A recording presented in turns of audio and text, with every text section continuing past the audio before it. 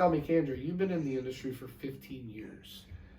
What is the biggest difference that you see in the carriers now than you had in previous years? Yeah, I mean, there is a lot of change. When I first started, I remember, paying carriers 78 cents per mile. Mm-hmm. Now, we're almost, I don't even know, 10 times that amount. Right, depending on the lane. Yeah, and it's insane. And a lot of things that are different that I don't think people realize is like my stepdad, he's been a truck driver for over 30 years. The older industry truck drivers that have been out there for so long, they are starting to retire.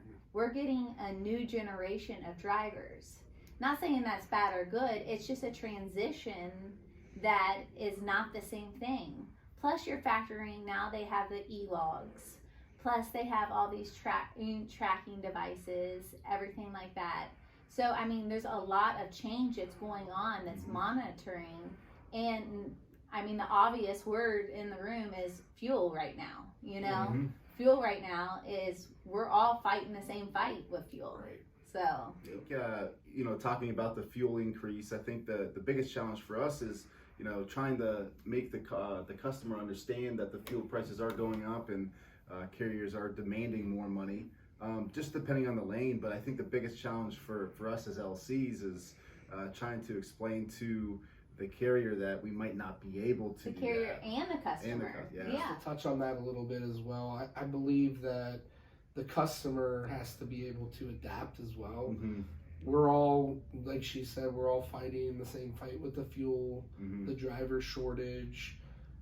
More loads are being tendered, so there's more opportunity for them to maximize their truck over a payment standpoint. So And we're seeing shortage everywhere. Mm-hmm. If you go to your local grocery store, there's aisles where you are seeing like blank aisles because we're not able, the trucks just aren't there to deliver the product, So everyone is all in this together and we're all trying to find a solution to it. Yep. But trying to compare today's from 15 to 20 years ago, it's two completely different worlds. yes, and so when we're delivering the news to the customer that fuel is at an all-time high and the lane's going to increase, it's about delivering the message with thoroughness, not to make it seem like there's another reason why the lane is more expensive.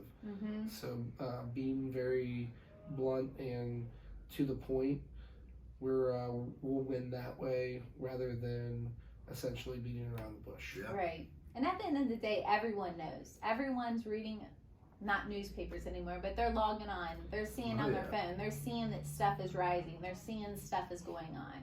Right. So, they know it's out there.